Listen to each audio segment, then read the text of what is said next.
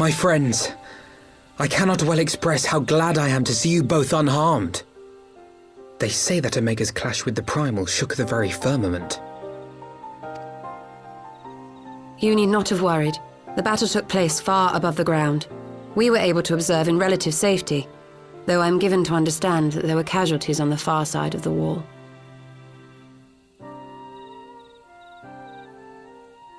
It was like watching a nightmare unfold before our very eyes. Ilbird's primal manifested in the form of a colossal dragon, a being of pure violence. It burst forth from the cocoon with such terrible force.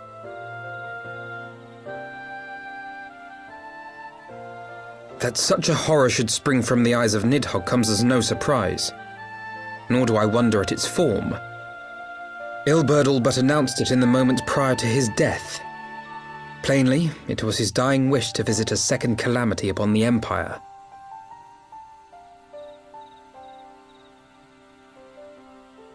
And I am quite certain the abomination would have obliged had it not found itself outmatched by Omega.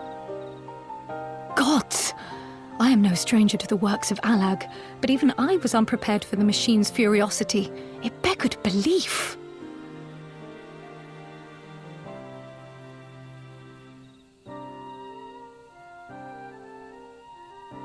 And how fares poor Ida in the midst of all this? Have you spoken with her? She is up on the platform, lost in thought. We deemed it best not to disturb her, but mayhap she would welcome some company after all. Shall we?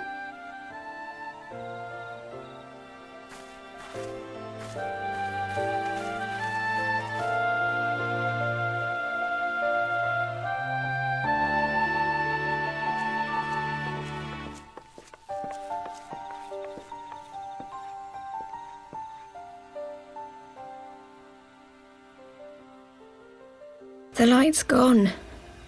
It was all we had left of him. Ida. I don't blame anyone. I knew what was going to happen. I knew the spell Papalimo meant to cast would drain away his life force. I knew that it would only buy us a little time.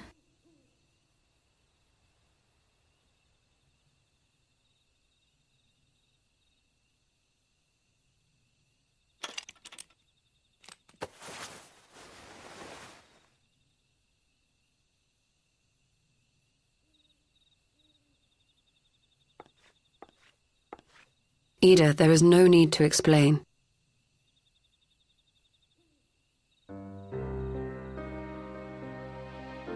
But there is. I can't hide in Papalimo's little shadow anymore, and I shouldn't hide behind my sister's mask.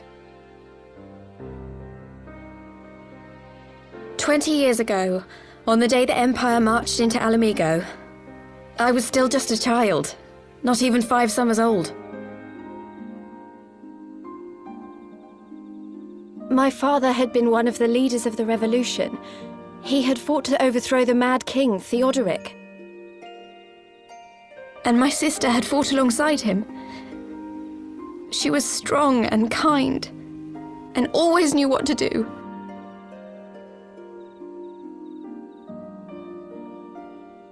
But when the Garleans came, everything changed. My father went to war against them too, and I never saw him again. After that, I remember a lot of running. My sister dragged me for malms and malms until we came to the city of Sharlayan. That was where she met Master Louis Soir. He introduced her to the Circle of Knowing, and she eventually became an Archon. She was your inspiration. Is that not why you took up her mask and her name? Or did you simply mean to continue what she had started?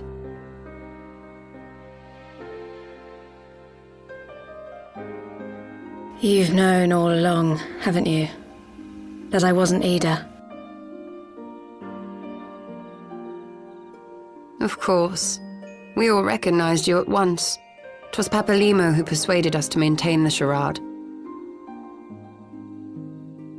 It was silly to think I could fool you. I knew that even then, but I sort of decided not to know.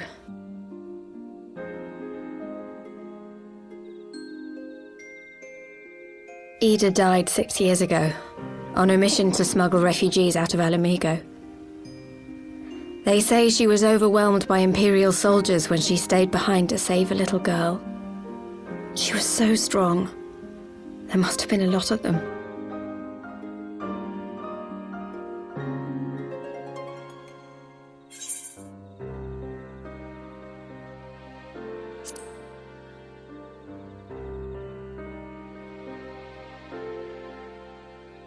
I'm sorry for lying to you. My real name is Lise. When Papalimo brought me Ida's mask, it was meant as a keepsake, but I decided I wanted to be his new partner, to keep alive all the good that she had done.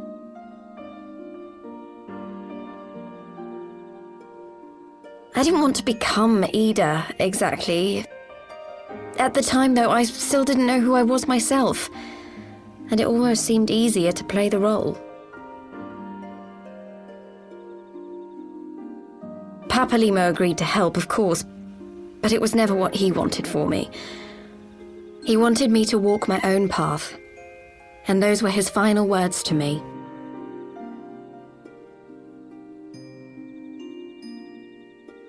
The Archon's mark he gave me is faded, and my last excuse along with it.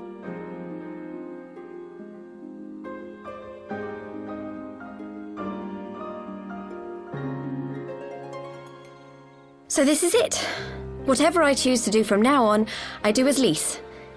And I choose to continue my family's fight. I want Alamigo to be the country that Ida and my father always wanted it to be.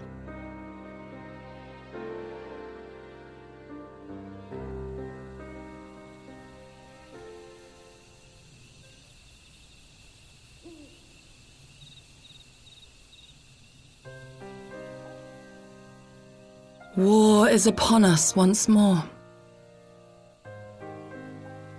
Do you regret standing against the Empire? Would you have chosen a different road, knowing what you know now?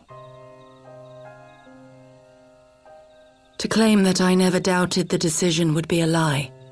But I made my choice, and I have defended it with blade in hand ever since.